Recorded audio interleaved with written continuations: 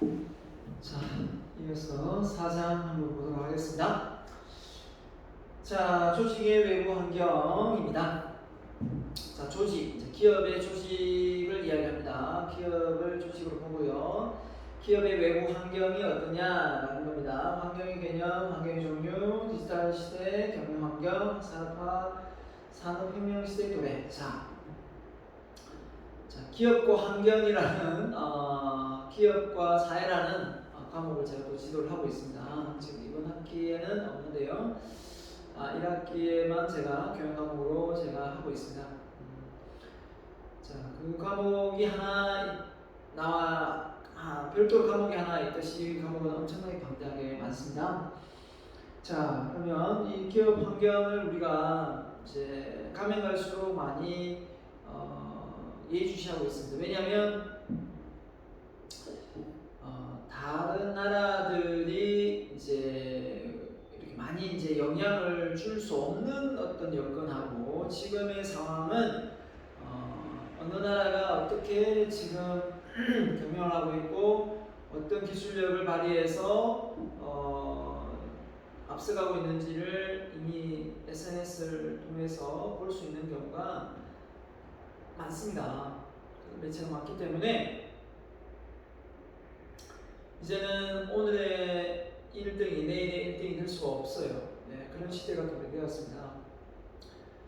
그러면 이 환경을 그러면 배제하고 그냥 동문회로 가려고 한다면 이건 더 바보스러운 행동입니다.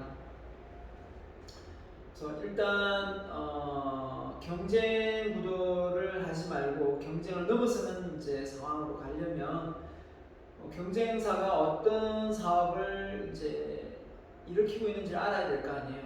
예를 들면 지금 현대 자동차의 예를 들면 현대 자동차가 이제 내연기관에서 수소 만들고 전기 자동차 만들다가 지금 아예 이제 내연기관을 안 만들고 수소 전기차를 만든답니다. 수소차를 가면서 전기를 충전한다는 거죠. 자, 이런 어떤 그 발상을 하고 있는데 정말 혁신적인 거죠. 왜냐하면 다른 나라들은 하이브리드, 물론 핸드전은 하이브리드 합니다. 내연기관에서 더 앞서가는 게 하이브리드 아닙니까? 충전을 하지 않고 전기 배터리로 충전을 시켜서 또 저속일 때는 내연을 쓰지 않고 배터리를 가고 고속일 때는 내연을 쓰는 거니까. 근데 이제 수소는 수소고 전기는 전기인데 다 이제 연비는 좋죠. 그 대신 이제 기술력에 있어서 이게 비싸기 때문에 정부 지원을 받지 않으면 차를 살 수 없는 상황에 놓여 있습니다. 하지만 이게 이제 앞으로 이제 지구 온난화 문제가 심각하죠. 이 차가 뿜는 이 이산화탄소가 지구의 온난화를 가속화시킨다라는 부분이 다 증명되었기 때문에 이런 부분에서 이제 많은 국가들이 이런 부분을 이제 예의주시하면서 우리는 내연기관을 언제까지 만들고 안 만들겠다. 독일부터 시작해서 많은 자동차 회사들이 선언하고 어제인가요? 현대자동차 CEO도 그 얘기를 하더라고요. 아무튼 이런 환경의 변화를 우리가 모르고 기업을 운영할 수는 없습니다. 나는 조그만한 중소기업하고 저는 그런 작은 기업을 운영하는데 환경에 큰 영향이 있을까요? 이렇게 할지 모르지만 제가 개인적인 예일지 모르지만 장인어른이 돌아가시기 전에 포도농사를 했어요. 그 포도농사를 하는데 외국산 이 포도가 많이 들어오면서 캘리포니아산이죠. 이런 포도가 많이 들어옴으로 해서 포도 가격이 정말 쌌어요. 그리고 잘 팔리지도 않고 그렇죠? 당도도 좋은데 그러다가 지금 이제 샤인머스켓이 또 이제 새로운 제품군이 이제 이렇게 개발이 되면서 그 시장이 상당히 좀 좋습니다. 근데 물론 이제 지금 다시 시작하면 후발주자가 될지 모르겠지만 지금 아직까지는 가격이 1kg당 2만원, 3만원, 2만원 필요 없죠. 3만원 선인데 뭐 보니까 일반 포도하고는 당도가 더 세고 안 세고를 떠나서 새로운 맛이에요. 네, 새로운 맛. 새로운 맛이라고 보면 되는데 여러분도 안 먹어봤을 거예요. 그죠? 한 송이에 8,000원씩 하고 하니까 물론 비싸긴 하지만 그렇게 뭔가 새로운 블루오션 전략을 펼쳤었더라면 더 좋았지 않았을까라는 생각을 하거든요. 그게 바로 이제 남다른 사업 전략이 되는 거예요. 그러니까 외부 환경이 어떤 상황인지를 알고 그렇게 대처하는 것이 중요한데 그 환경을 이해하지 못하고 있으면 어떻게 되겠어요? 안 되겠죠. 그래서 지금 여러분이 주식을 하는지 모르겠지만 주식 환경 속에서 지금의 2차전지 주식이 많이 오르잖아요. 그리고 지금 안 좋은 게 뭐냐면 플랫폼 사업이 급성장하다가 지금 정부 규제로 묶여서 지금 엄청나게 지금 바닥을 치고 있습니다. 이런 것도 사실 외부 환경에 영향을 주는 부분이죠. 이런 걸 우리가 기업을 하는 입장에서 정부와 싸울 수는 없으니까 정부의 규제에 맞춰서 사업을 운영해야 되거든요. 그렇기 때문에 정부를 이길 수 있는 기업은 없어요. 그래서 이런 부분을 우리가 잘 알아야 된다라는 겁니다. 조직의 환경에 대한 대응 방안 이런 것까지 이제 할 수 있겠군요. 자, 환경. 조직을 둘러싸고 있거나 조직에 영향을 미치는 일련의 영향 및 조건이다 했는데요. 자, 어떤 게 환경이고 어떤 게 아닌지 부분을 이제 우리가 1차적으로 해놨습니다. 환경이 가진 한계치는 뭐냐? 위의 개념은 환경을 너무 광범위하게 정의하였다. 조직과 외부 환경을 구분하는 경계가 명확하지 않다. 그래서 세분화시킨 거예요. 자, 일단 크게 봤습니다. 기업을 안쪽을 봤을 때 내부 환경이고 기업 외부를 봤습니다. 그래서 내부, 외부를 환경을 나눴습니다.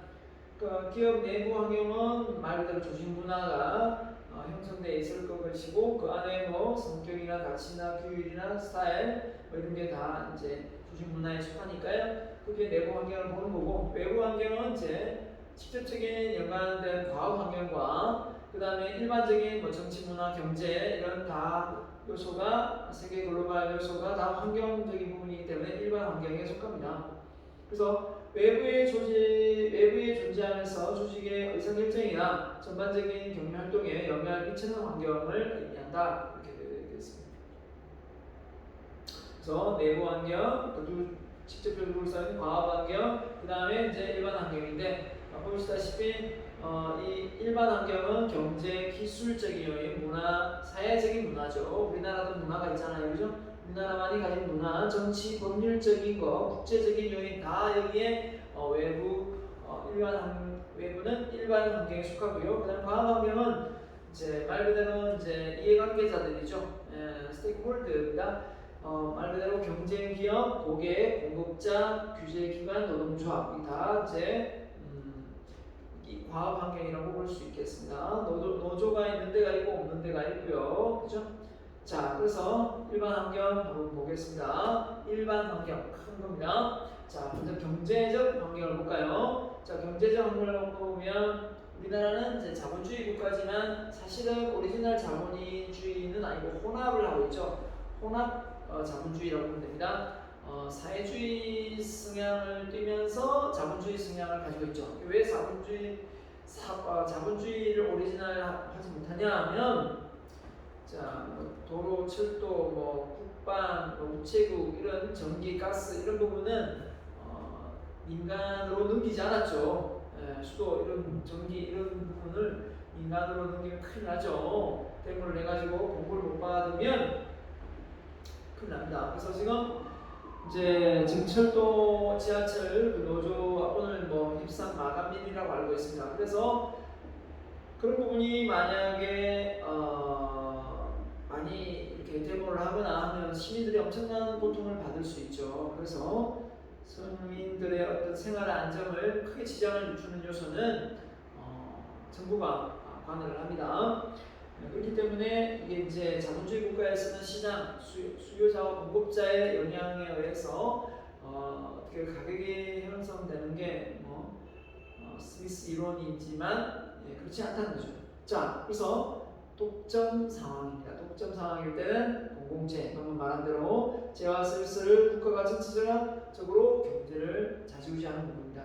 이 부분이 교통, 근린, 공원이나 국방, 경찰서, 관광지 등을 개발하는 부분이 책임 있는 부분이 되겠죠. 자, 이 부분이 공공재에 속하고 이 부분은 이제 자본주의 국가 이론보다는 사회주의 이론을 따르고요. 과점 상황은 자동차. 자, 이 부분이 과해지면 이제 공산주의가 되는 거고요. 좀 더 덜하면 사회주의가 되는 거고요. 자, 과점 상황은 자동차입니다. 보통 3개 내지 5개 정도의 어떤 소수 조직이 특정 어떤 시장을 점령하는 거죠. 뭐 반도체 그러면 뭐 하이닉스, 삼성 뭐 있습니까? 없잖아요. LG도 반도체 안 하는데 그죠? 자, 그 다음에 또 자동차 그러면 뭐 많은 기업이 합니까? 못하죠. 역시 예상되고 그 다음에 또 뭐가 있을까요? 가전제품에도 뭐 LG, 뭐 삼성 그 외에 있습니까? 그 여기 속하죠. 자, 완전 불완전한 경쟁을 할 수밖에 없는 거고 그 다음에 완전 경쟁은 모든 조건이 다 공평하게 갖춰졌을 때 하는 건데 그게 말이 쉽지 공평하게 되는 건 아니지 않습니까? 네, 그렇습니다. 자, 그래서 GNP 및 GDP 성장률 이게 이제 경제 환경인데요. 자, GNP, GDP 보통 우리가 GDP를 많이 보죠. GDP 성장률을 보고 산업 구조와 실업률 또는 이자율 또 물가 수준, 국제 수지 이런 것까지 영향을 받을 수밖에 없습니다. 그래서 뭐 미국에서 테이퍼링을 한다, 금리를 올린다 이랬을 때 미국이 어떻겠습니까? 지금 주식으로 많이 풀려 있는 또 코로나로 인해서 풀려있던 돈을 이제 채권 금리를 올려서 어떻게 보면 돈을 끌어들이겠다 이거지 않습니까? 왜냐하면 인플레이션이 일어나서 물가가 상승률이 높아지니까 이건 안 되겠다. 화폐 가치가 떨어지고 물가가 올라가는 게 인플레이션이니까요. 자, 이런 부분에서 우리나라도 바짝 긴장하고 있습니다. 미국 금리가 올라가면 달러가 우리나라에 있지 않고 이제 그쪽으로 다 들어가기 때문에 또 제2 IMF가 올 수도 있기 때문에 그럴 수는 없죠. 우리도 따라 금리를 올리게 됩니다. 그렇게 되면 이제 주식에 투자해서 싸서 뭐 했던 또 금리가 싸서 또 대출 받아서 집 샀던 이런 소비자들 많은 고객들이 피해를 보게 되고 그렇습니다. 근데 모든 것이 돌고 돌기 때문에 사이클을 갖습니다. 주식이 잘 될 때가 있고 부동산이 잘 될 때가 있고 그죠? 이 모든 사이클이 계속 도는 것 같아요. 자, GDP and GNP가 뭔지 정확하게 알면 Gross Domestic Product니까요. 국내 총생산 한마디로 외국의 생산 빼고요. 자, 여기는 GNP, National이 들어가기 때문에 국민 총생 우리나라 사람이지만 국적은 외국에 가서 일을 하고 돈 벌어오는 걸 다 합친다는 거죠. 근데 이제 보통 GDP를 많이 이야기합니다. 맞죠? GDP를 국내에 생산한 그 생산성의 1인당 얼마냐 이렇게 이야기하죠.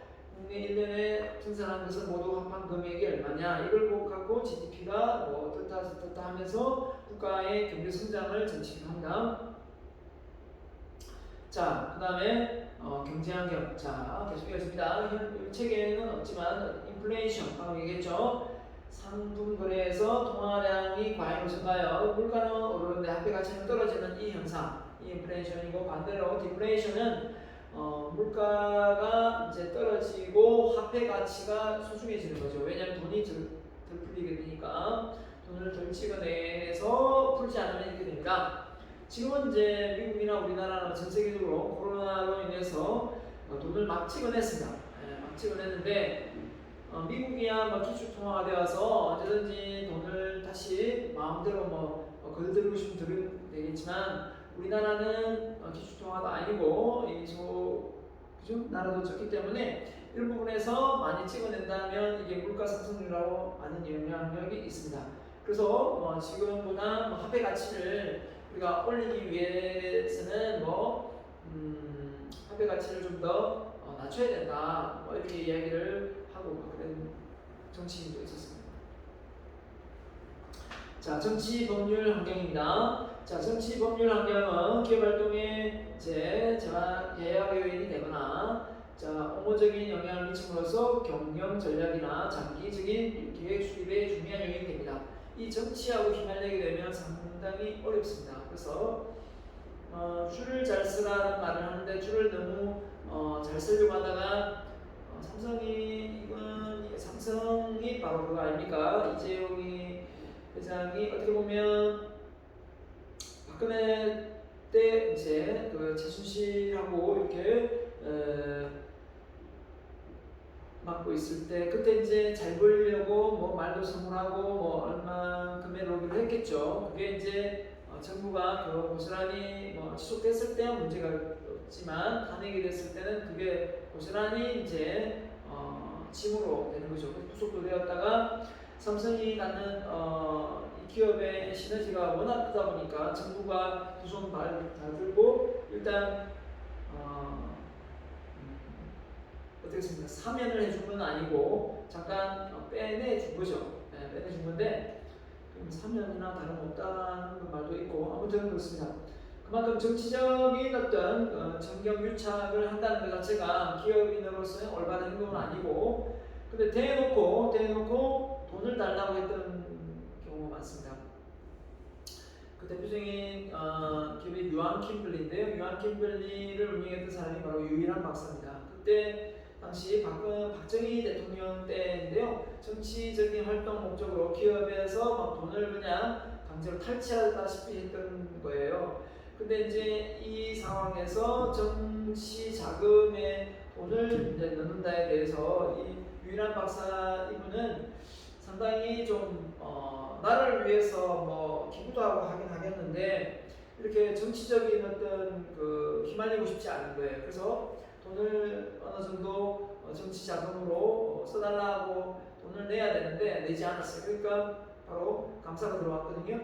감사가 들어왔는데 기업이 워낙 깨끗해가지고 감사할 게 없는 거예요. 너무 잘하고 있어가지고. 그래서 오히려 박정희 대통령이 유한 박사에게 상을 내렸다는 그런 일화가 있습니다. 예, 그 유한 박사의 마인드가 어떤 마인드냐면 자기 마인드가 기업이 먼저가 아니라 국가가 먼저, 그 다음에 기업이 먼저, 그 다음에 뭐냐면 바로 교육이 학교가 먼저. 아니야. 국가가 먼저, 교육이 먼저, 그 다음에 기업이고, 그 다음에 가정이에요. 그 가정을 되게 좀 소홀할 수밖에 없죠. 보통 이제 가정이라면 가정을 앞순위에 두는데 이 유인한 박사는 국가가 1순위고 두 번째가 교육이 1순위고 3순위가 자기 기업이고 그 다음에 4순위가 가정이니까 얼마나 가정을 좀 많이 떠나셨는지 알겠죠? 네, 그래도 그럴 것이 돈을 엄청나게 많이 벌었지만 자식들한테 자산을 많이 물려주지 않고요 학교를 세우는데 많이 돈을 냈습니다. 그래서 어떻게 보면 가정적으로는 모르겠습니다. 아버지를 존경하는지 안 하는지 모르겠지만 기자가 찾아서 물을 정도예요. 그 유일한 목사님 아드님한테 가서 딸한테 가서 아버님이 이렇게 많은 자산을 가지고 있는데 아들 딸한테 많은 자산을 물려주지 않은 부분에 대해서 어떻게 생각하느냐라고 물었을 때 아버지의 뜻이 아버지의 자산이 아버지가 알아서 하는 건데 그걸 우리가 이래라 저래라 할 수 있겠습니까? 아버지가 큰 뜻을 품고 하는 일이니 우리는 믿고 따를 뿐입니다 라고 말을 하는 걸 기사를 봤어요. 자, 이런 걸 놓고 봐도 자녀들을 뭐 나쁘게 키우지는 않은 것 같다 하는 생각이 듭니다. 아무튼 뭐 특별한 분이시고요. 그런 분이 많이 나와야 된다고 생각합니다. 아무튼 정부 시책이나 정치적 안정을 잘 깨서 정책에 위배되는 행동을 해서는 안 되겠죠. 구속이 되길 테니까요. 법률적인 특허나 공정거래법 이런 공해방지법, 소비자보호법, 뭐 세제, 제도, 뭐 새로운 법률 규제 제정에도 다 기업이 영향력을 받을 수밖에 없습니다. 다 주 5일제 근무하라는데 인원수는 다 충족되는데 안 하는 기업이 있으면 또 제재를 받는 거고 뭐 장애인이나 이런 또 여성을 고용하라는데 그것도 충족 못 시키면 또 제재를 받는 거고 각종 세제 혜택은 다 받고 그죠? 네. 자, 정치법률 환경입니다. 자, 기업 활동의 합법성을 유의하게 하며 제약 요인으로 작용합니다. 상법, 회사법, 공정거래, 독과점 규제법, 경제특별법, 노동법 이게 다 해당됩니다. 자, 그래서 주 5일제 근무 예를 들었네요. 선선은 저하된다, 절대 안 된다, 안 되고요. 삶의 질을 향상시킬 수 있다. 근로자들은 적극 찬성이었습니다. 결국은 가결되었죠. 그래가지고 지금까지 우리가 토요일을 많은 기업이 쉬고 있습니다. 물론 못 쉬는 저도 있고 많은 아직 병원이나 이런 쪽에 작은 병원들은 못 쉬고 있죠. 큰 병원도 뭐 안 쉬는 걸로 알고 있습니다. 병원 쪽은 못 쉬어요. 정부 정책이 경제적인 관점에서 이루어질 때 경제적인 관점이 아니라 정치적 관점에서 이루어질 경우 문제 해결이 어렵다.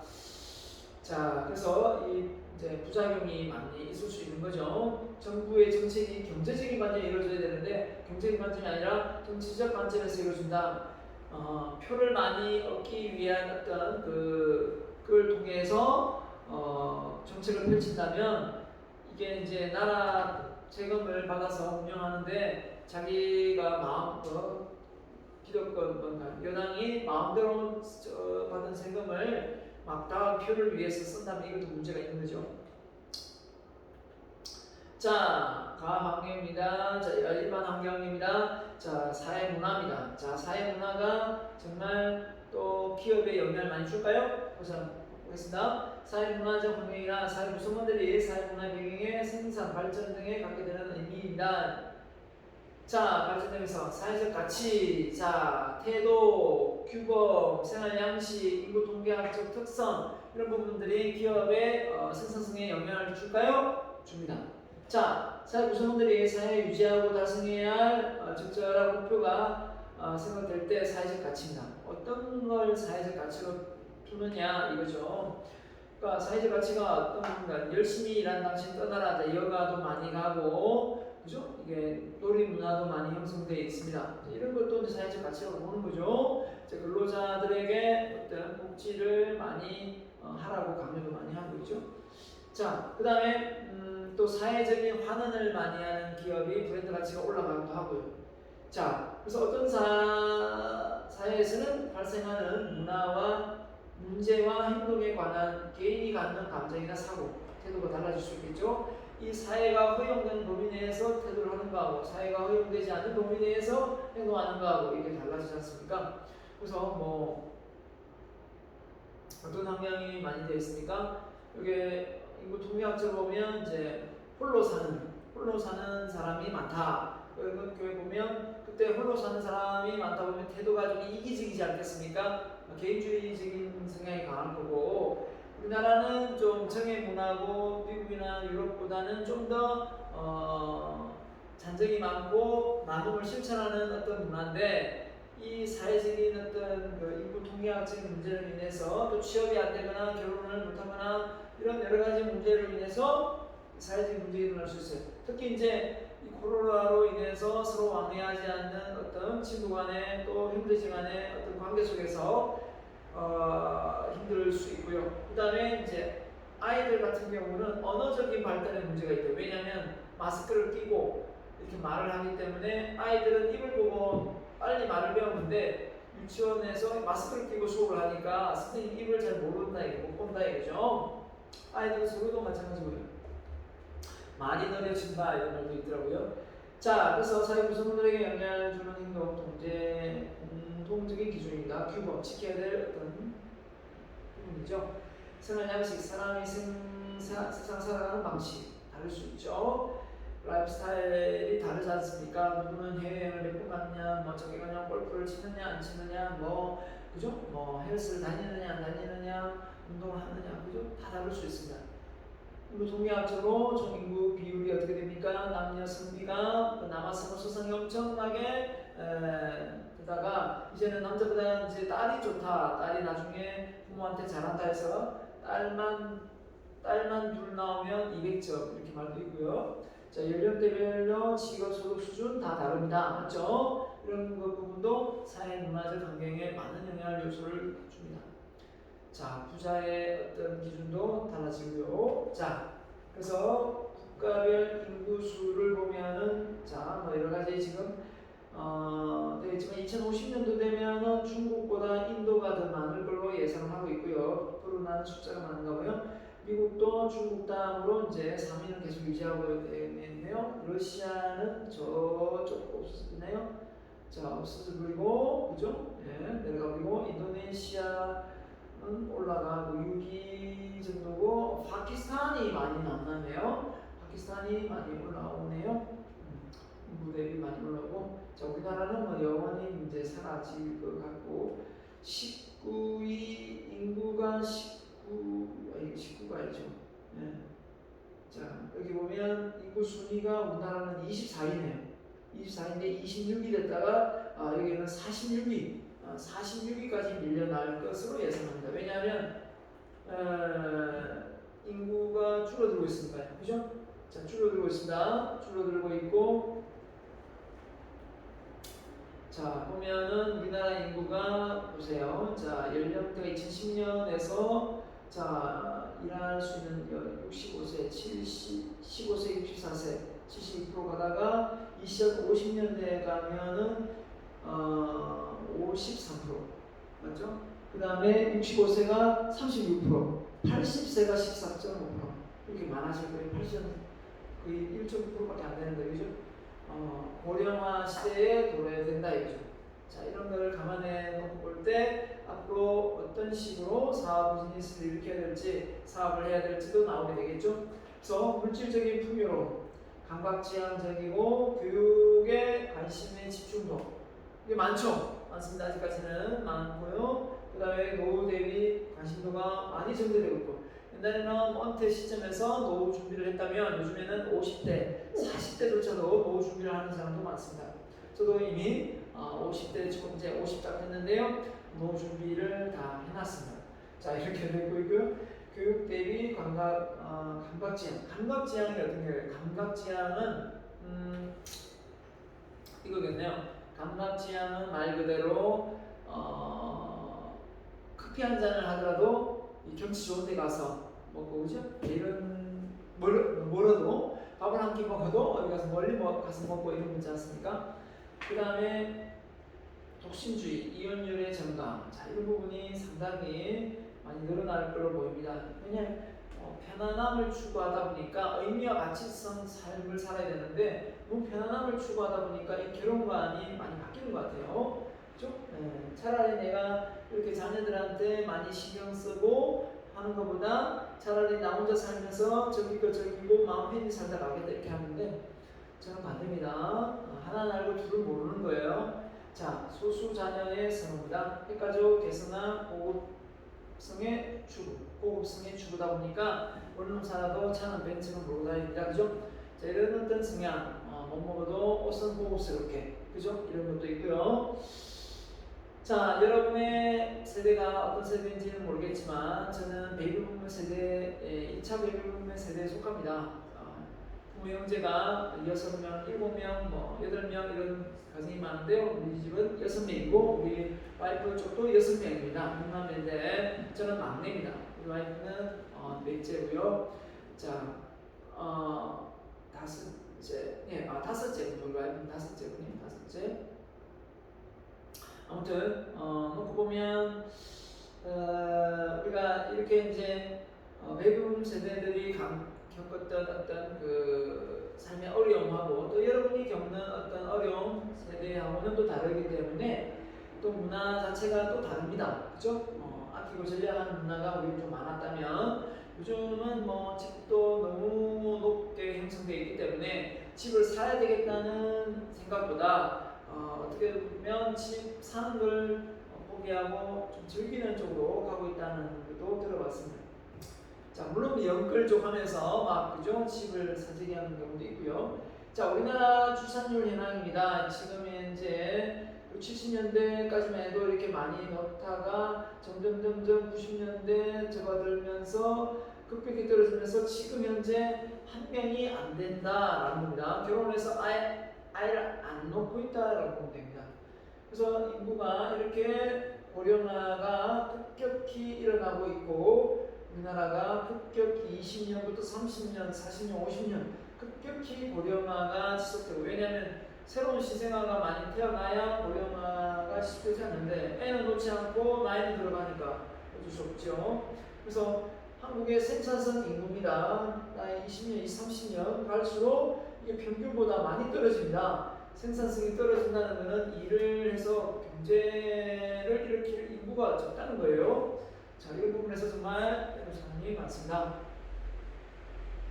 OECD 국가 중에서 근로로 일하는 어떤 비중은 높지만 그렇다고 우리나라가 지금 세계 1등 국가는 아니거든요. 자, 이런 걸 놓고 볼 때, 자, 우리는 좀 더 많이 분발해야 될 것 같습니다.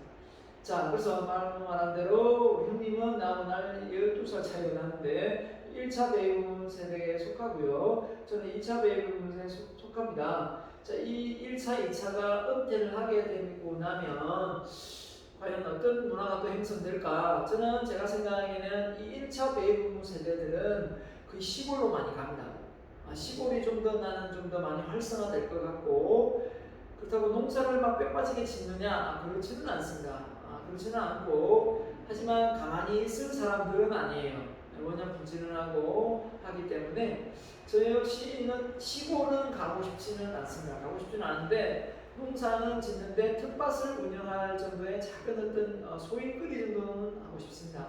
그 대신 이건 하고 싶어요. 은퇴를 하게 되면 이렇게 별장을 하나 딱 사는 게 아니라 그 돈으로 차라리 한 달씩 살아보기, 제주도 한 달, 뭐 6개월 이런 식으로 해외여행을 한 달씩 지내면서 그 나라를 여행하는 거죠.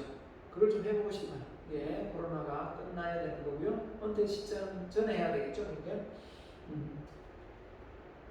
사회 문화적 환경입니다. 보세요. 상사와 직원 간의 세대 차이가 직장 내 세대 경험이 있다. 거의 80%에 가깝지 않습니까? 나 젊을 때는 말이야 이런 얘기 이제 꼰대짓을 한다 이런 말을 많이 하지 않습니까? 네, 이런 건데 자 그래서 이렇게 이제 말을 하다 보면 이 알아듣지도 못하는 비속어를 그죠? 많이 쓰지 않습니까?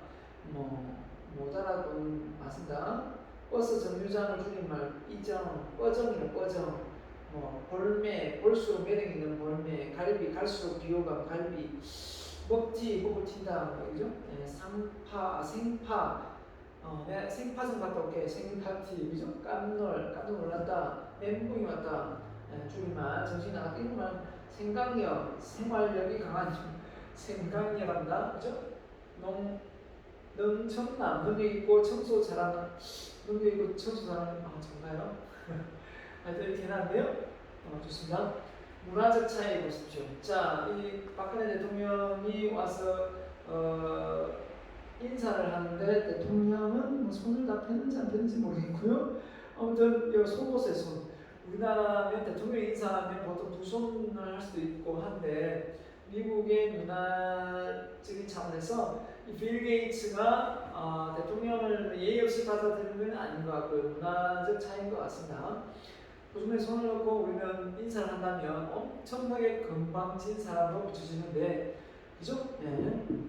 여성 결혼 이민자 힘들어하는 것들 언어적인 부분, 외로움, 자녀 교육, 기타 문화적 차이가 많은 부분을 또 차지하는 부분이 있고요. 그 부분도 맞지만 언어적인 부분 말이 안 통하니까. 자, 그 다음에 일반 환경 중에 기술 환경입니다. 자, 그 다음에 네 번째, 자 기술 환경. 정말 이제 산업혁명화 되면서 그죠? 인터넷이 보급되면서 인터넷이 그것도 이제 휴대폰 속으로 들어오면서 엄청나게 발전 속도가 빨라졌어요.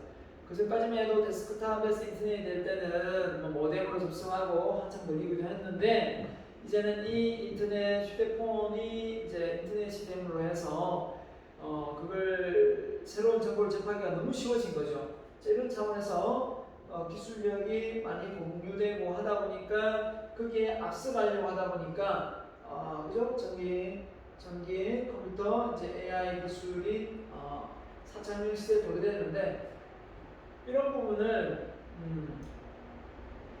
나하고는 상관없는 일이야 라고 생각을 할 수도 있어요. 하지만 그렇지는 않습니다. 모든 이 기술적인 환경이 우리하고 너무 많이 연관되어 있기 때문에 이 부분이 앞으로 관심을 갖고 직업의 세계를 갖더라도 없어질 직업이 아니라 새롭게 부각될 수 있는 그런 직업군으로 우리가 갈아타야 되지 않겠습니까? 없어지는 쪽으로 해서 직업을 구할 수는 없는 거니까요. 그죠? 자, 그래서 국제 환경까지 가보면 자, 지금 어떤 국제 환경이 미중 어떤 그 싸움으로 많이 트럼프 정부 때는 힘들었는데 지금 뭐 좀 바이든이 등장하면서 미중 갈등은 그렇게 외부적으로는 드러나지는 않는 것 같아요. 그리고 민주당이 공화당이 집권하면 되게 좀 과격하거든요. 그래서 공산당을 많이 지지하는 쪽이라 공산당은 사회주의를 많이 지지하는 쪽이라 특히 뭐 트럼프는 뭐 김정은하고 친구라고 자기가 막 인스타그램 올리고 막 이러지 않습니까? 근데 뭐 모르겠어요 뭐. 자, 아무튼 국제적 환경 요인으로의 환율의 변동, 기름값하고 또 연관되는 부분도 있고, 외국의 경제 여건, 이게 유럽의 증시가 내리냐 올렸느냐 여기에 따라 미국의 증시가 내리냐 올렸느냐에 따라 우리나라 증시에 영향을 받고요. 그래서 외국의 영향을 많이 받을 수밖에 없습니다. 그 다음에 저탄소 운동, 이거 많이 이제 진행되고 있죠. 우리나라도 이제 온실가스 배출량을 삭감하기 위해서 전기자동차 지원책을 쓸 수밖에 없어요.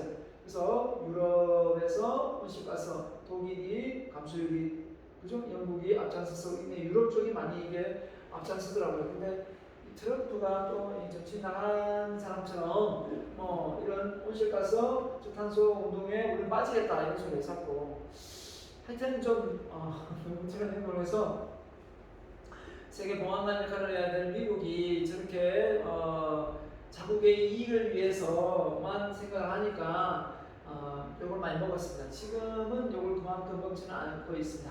자, 여기까지 하고요. 다음 시간에는 과학 환경에 대해서 내용을 하도록 하겠습니다. 여기까지 하고요. 다음 시간에 강의 이어가도록 하겠습니다.